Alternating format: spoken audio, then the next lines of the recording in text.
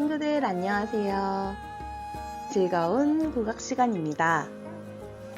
지난 시간에는 우리나라의 선비들이 즐겼던 풍류음악 중 하나인 천년만세를 감상해 보았습니다. 그리고 천년만세를 연주한 우리나라의 현악기 4가지에 대해서도 알아보았는데요. 오늘은 서민들 사이에서 전해지다가 모든 계층이 두루 즐기는 예술이 된 판소리 중에 한 대목을 감상해 볼 거예요. 그럼 국악 수업 시작해 볼까요? 얼마 전에 이런 영화가 개봉을 했더라고요. 혹시 본 친구들 있나요? 소리꾼이라는 영화인데요. 소리꾼은 판소리나 잡가 따위를 아주 잘하는 사람 또는 소리하는 것을 직업으로 하는 사람을 말합니다. 이 영화는 우리나라 판소리의 작품 중 하나를 바탕으로 만든 영화라고 하는데요. 판소리가 어떤 것인지, 판소리에는 어떤 작품들이 있는지 알아야 이런 영화들도 재미있게 잘 감상할 수 있겠죠? 그럼 선생님과 판소리에 대해 알아보도록 하겠습니다.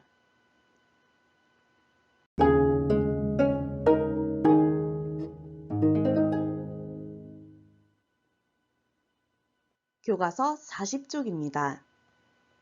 오늘의 학습 목표 읽어보겠습니다. 판소리에 대해 이해하고 춘향가 중 어사출두 대목을 감상할 수 있다.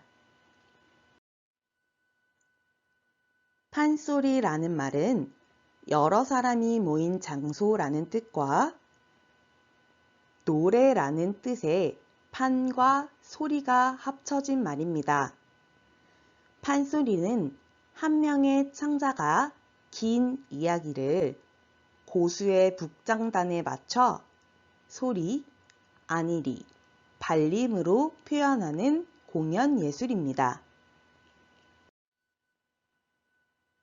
판소리를 하는 소리판은 이렇게 구성이 됩니다. 소리를 하는 사람인 창자와 북을 치는 고수, 그리고 판소리를 감상하는 청중이 있어야 소리판이 구성됩니다.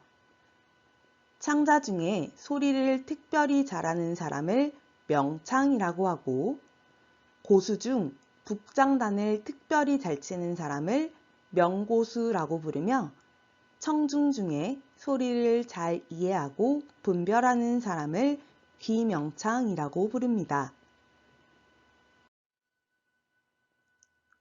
그럼 각각의 역할을 알아볼까요? 먼저 소리꾼, 창자의 역할입니다.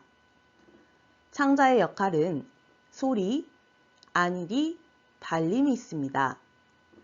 먼저 소리란 창이라고도 하는데 긴 이야기를 각 대목별로 적절한 장단과 조에 얹어 극적으로 표현하는 부분을 소리라고 합니다.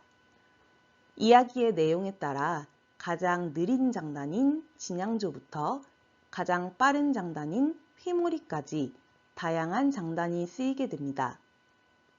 안일이는 소리를 하는 중간중간 상황을 설명하거나 등장인물끼리 서로 대화할 때 판소리 특유의 독특하고 일상적인 어투로 높낮이를 주어 이야기를 하는데 이를 안일이라고 합니다. 너름새라고도 하는 발림은 소리를 할 때 손짓이나 몸짓 등으로 다양한 연극적 표현을 합니다. 창자가 발림을 할 때 손에 들고 있는 부채는 보다 극적인 표현을 위한 소도구가 되어 때로는 흥부가 박을 타는 큰 톱이 되기도 하고 때로는 신봉사가 짚고 가는 지팡이가 되기도 합니다. 이번엔 고수의 역할입니다. 반주자인 고수는 북으로 반주를 하며 추임새를 넣습니다. 창자가 부르는 소리에 맞추어 소리북으로 다양한 북가락을 구사하며 반주를 하는데요. 소리북은 장구에 비해 훨씬 극적이고 다이나믹한 음향을 낼 수 있어 판소리 반주의 제격입니다. 고수는 창자의 소리 도중 얼씨구, 좋다, 그렇지 등의 여러 감탄사를 외치며 창자의 흥을 북돋아줍니다. 고수는 창자가 소리를 잘할 때도 추임새를 하지만 창자가 조금 실수를 하더라도 흥겨운 추임새로 창자를 격려하여 다시 제 실력을 발휘할 수 있도록 도와줄 수 있습니다. 청중의 역할은 추임새에 있습니다.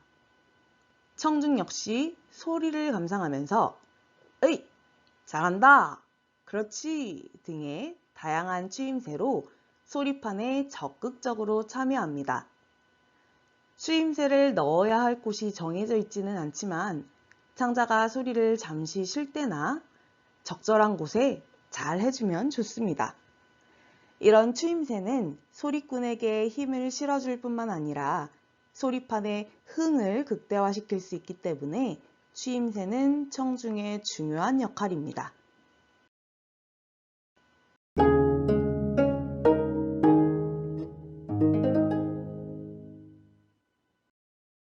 판소리의 종류에 대해 알아보겠습니다. 판소리는 원래 12가지가 있었다고 하는데요. 지금은 5가지만 전해지고 있습니다. 5가지는 춘향가, 심청가, 흥보가, 수군가, 적벽가이며 이 5가지 판소리를 다섯마당이라고 부릅니다. 그럼 하나씩 알아보겠습니다. 첫 번째는 춘향가입니다. 남원 퇴기 월매의 딸 성춘향과 남원 부사의 아들 이몽룡의 신분을 뛰어넘는 사랑 이야기를 그린 판소리로 판소리 중에서 문학성과 음악성이 가장 뛰어난 판소리의 대표작으로 꼽히는 작품입니다. 유명한 대목으로는 적성가, 사랑가, 이별가, 옥중가, 어사출두 등이 있습니다. 두 번째는 심청가입니다.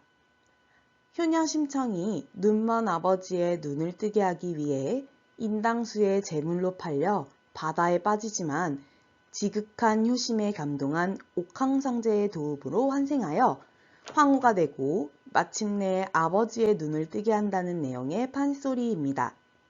슬픈 내용이 많아서 계면조 대목이 발달한 작품입니다. 유명한 대목으로는 범피중류, 신봉사 눈뜨는 대목 등이 있습니다. 세 번째, 흥부가입니다.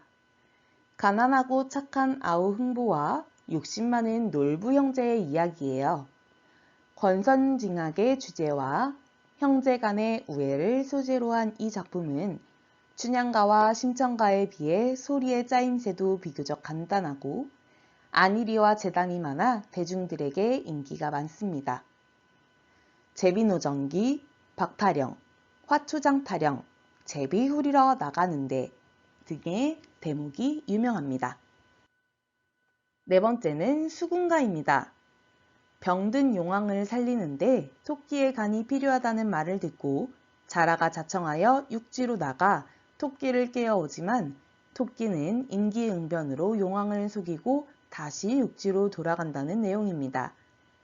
토끼와 자라에 대한 이야기를 익살스럽게 표현한 작품입니다. 유명한 대목으로는 고고천병과 토끼 용궁에서 살아나오는 대목이 있습니다. 마지막은 적벽가입니다.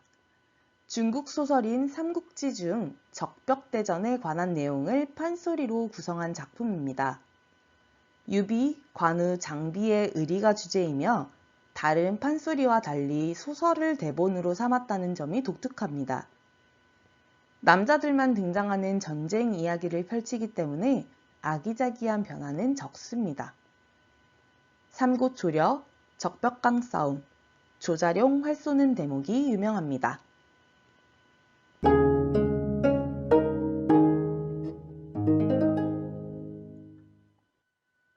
오늘은 춘향가의 한 대목을 감상해 볼 건데요. 먼저 간략하게 춘향과의 스토리를 영상으로 감상해 보겠습니다. 이몽룡은 방자를 데리고 경치 구경을 하러 광안루에 나갔다가 그네 타는 춘향을 보고 그만 한눈에 반하게 됩니다. 그날 밤 춘향의 집을 찾아간 이몽룡. 이리 오너라 업고 놀자. 사랑 사랑 사랑 내 사랑이야. 이렇게 두 사람은 아름다운 인연을 맺고 꿈처럼 행복한 시간을 보내게 됩니다. 그러던 어느 날 이몽룡은 높은 벼슬을 받게 된 아버지를 따라 한양으로 가게 됩니다. 몽룡은 어머니께 춘향이도 한양에 데려가겠다고 했으나 꾸중만 듣고 어쩔 수 없이 춘향에게 이별을 알립니다. 춘향은 치맛자락을 찢으며 서럽게 울었고 춘향의 엄마 월매는 딸의 생리별이 안타까워 한없이 매달립니다. 몽룡은 슬퍼하는 춘향에게 장원급제하고 돌아와 꼭 데려가겠노라 약속을 남긴 채 먼 길을 떠납니다. 그 후 남원 고을에 새로운 사또로 부임한 변학도. 변학도는 부임 첫날부터 고을의 기생에게만 관심을 갖는 탐관오리였습니다. 특히 미모가 뛰어나다고 소문난 춘향을 보고 싶어한 끝에 마침내 춘향을 관하로 데려오게 합니다. 춘향은 나의 수청을 들도록 하라. 연료는 결코 두 지아비를 섬기지 않습니다. 변사또의 강요와 춘향의 거절. 끝내 목에 칼을 쓰고 감옥에 갇히고만 우리의 성춘향. 그런데 말입니다. 바로 이때 몽룡은 도대체 어디서 뭘 하고 있는 걸까요? 이쯤에서 이몽룡의 소식 한번 알아봐야겠습니다. 춘향과 헤어져 한양으로 떠난 이몽룡은 마침내 장원급제를 해 전라도 지역 암행어사가 됩니다. 그리하여 백성들의 생활을 이리저리 살피던 중 변사또의 수청을 거절하고 감옥에 갇힌 춘향의 소식을 듣게 되지요. 허름한 모습으로 변장한 이몽룡은 급히 남원으로 가 월매를 찾아가지만 춘향의 모친 월매는 거짓골을 한 이몽룡을 문전박대합니다.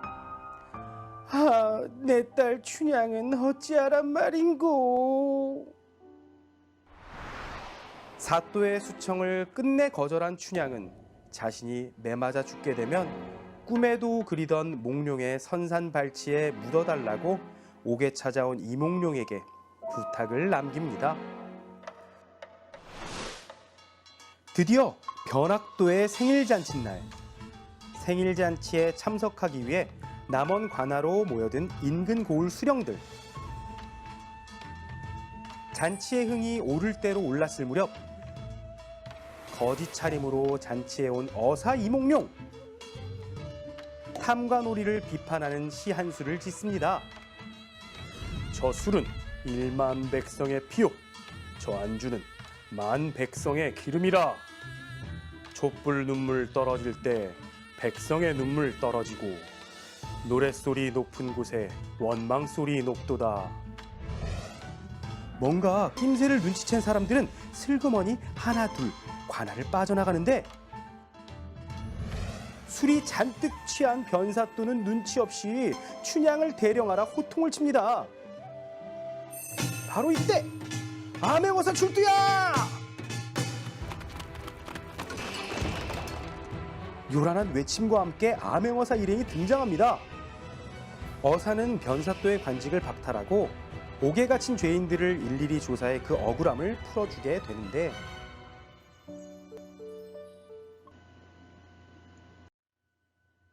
네, 이제 이 어사출두 대목을 오정숙 명창의 판소리로 감상해 볼 거예요.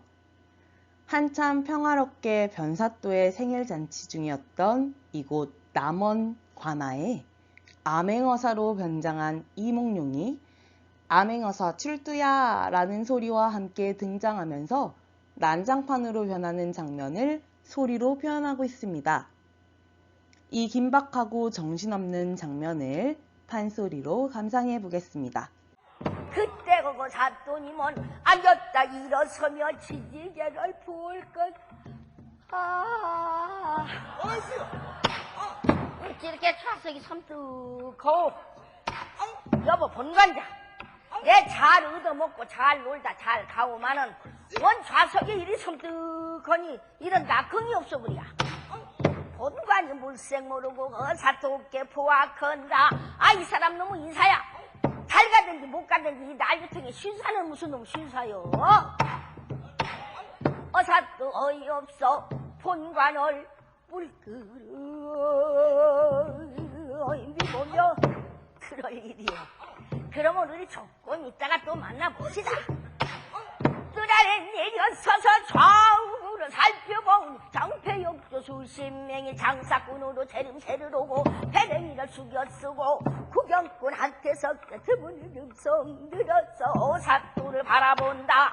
그때 그거 삿돈이 사문 밖으로 나가면 눈 한번 금이쩍 도책제 탔단 바람과 두고는 장패역조리 눈치를 채고 순식간에 변장을 한 정산력을 입고 홍건대를 띄고 배랭이를 벗고 홍절립을 쓰고 사면에서 우르르르르르 산문을 후닥 딱 안행무성 훌뜨야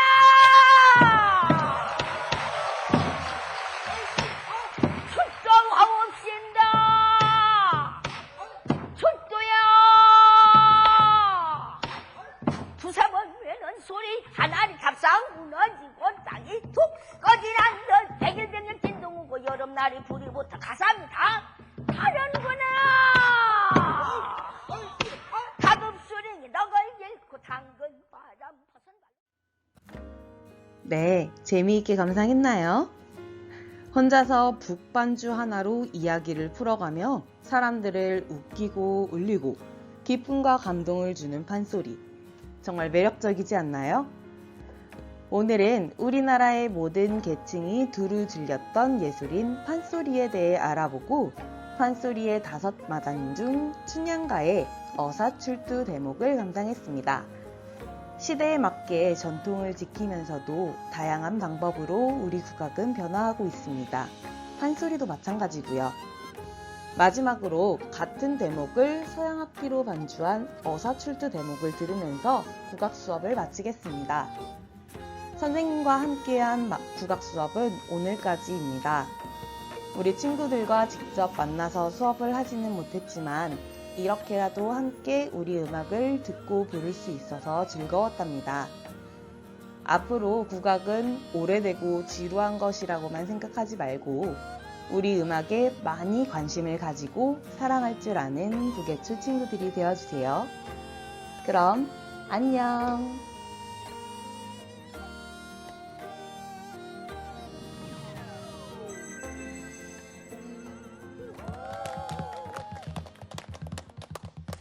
이지든 마든 뜻밖 역조라나 칠청으로 급히 와서 어사또 비관이요 부처노니 육방 손동한다. 본관의 생신잔치 갈대로 갈아오고 출두채비 준비할지 국왕을 불러서 사촌의 단속 근인을 불러 백포장 둘러라 수로를 불러 교군의 단 송남녀주 거치고 호피를 연져라 집사를 불러 흉복을 차리고 돈도 불러 기친을 내려라 도사령 불러 나조를 등대 극창이 불러 정령을 신축하라.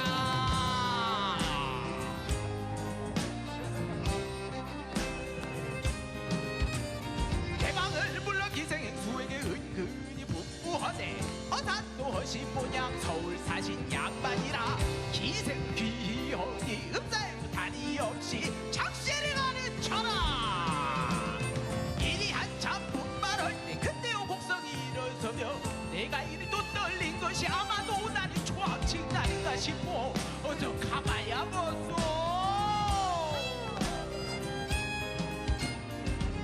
사또가 와서 선생 하부를 흠집 없이 대신한 내가 관동어사를 지내기로 시골길을 오래 다녀 조합 방문을 잘 알지요. 소하고 입을 맞추면 꼭 낫지요. 그야 김나나란 말은 어여보지요. 수위 찾아갈 것이니 의원 대지보다 착실히요. 단도 이렇다며 이러다가는 이 사람도 붙도 못 보이고 다 놓치겠다. 바로 앞에서 난서면 무채 피고 손을 치니 근데요 조정들이 구경꾼에 섞여선다. 단도 거동 보고 발대같이 모여든다.